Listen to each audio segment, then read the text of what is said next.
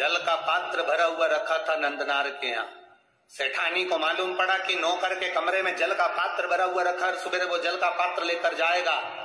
पात्र को सेठानी ने ढोल दिया। सेठानी ने पात्र को ढोला।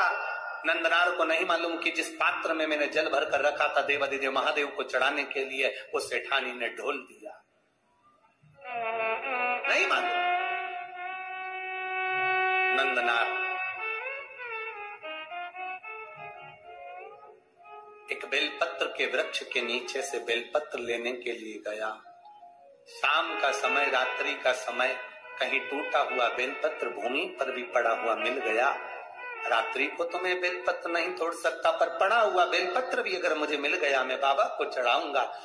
खेत की चिंता नहीं, 40 एकड़ खेत अगर ये हाँकेगा तो जा पाएगा। उसको मालूम है 40 एकड़ खेत में अकेला हाँक नहीं सकता, क्योंकि बेल नहीं है। बेल की जगह मुझे हल में जुतना पड़ता है, तब तो हाँकेगा। अब कौन, तो उसको मालूम है जा नहीं सकता, पर बेलपत्र तो लाके रख सकता हूं। मेरा विश्वास करता है मेरा बाबा यहीं आकर बेलपत्र ले जाएगा। नंदनार बस अंदर भवन में गया। पात्र ढुले पड़े थे। नंदनार जल लेने के लिए फिर गया। रात्रि नंदनार जब जल लेने के लिए गया, सरोवर के द्वार पर सेठानी ने कुआं बावड़ी के दरवाजे पर द्वारपाल बिठा दिए कि इस बधुआ मजदूर को एक लोटा पानी नहीं मिलना चाहिए। नंदनार वापिस कमरे में आ गया। रात्रि भर नंदनार रोता रहा, रात भर रोया।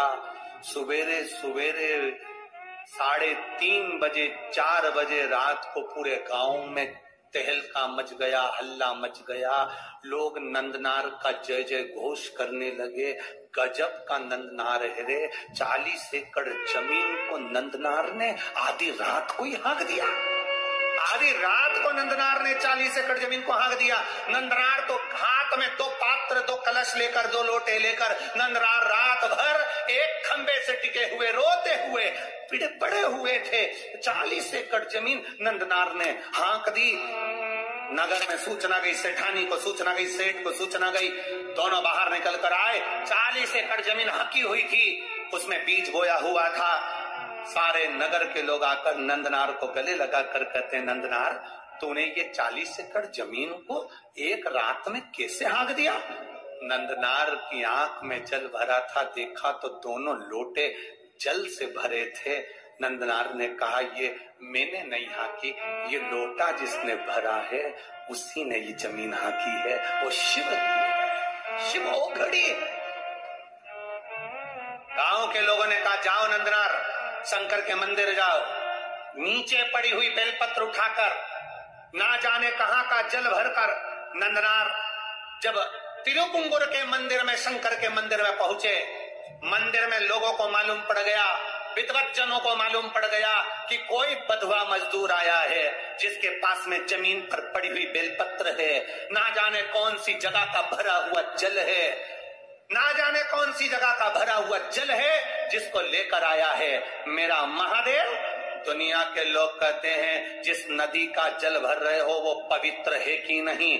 याद रखना, दिल में पवित्रता का भाव होगा तो जिस नदी का जल भरोगे वो गंगा जल हो जाएगा। तुम्हारा भाव शुद्ध होना चाहिए, तुम्हारा मन शुद्ध होना चाहिए। जिसकी निगाह में गंदगी भरी होती है, जिसकी दृष्टि में गंदगी भरी होती है, उसको चारों तरफ गंदा नजर आता है। और जिसके दिल में गंगा और पवित्रता भरी होती है, उसे साधारण सा खड्डे का जल भी गंगा जल बन जाता है, उसके लिए जल बनता है। महाराज वो जल विद्वत जनों को लगा ना जाने कहां का जल भर कर लाया है, जमीन पर से उठाई हुई बेलपत्र लेकर आया है।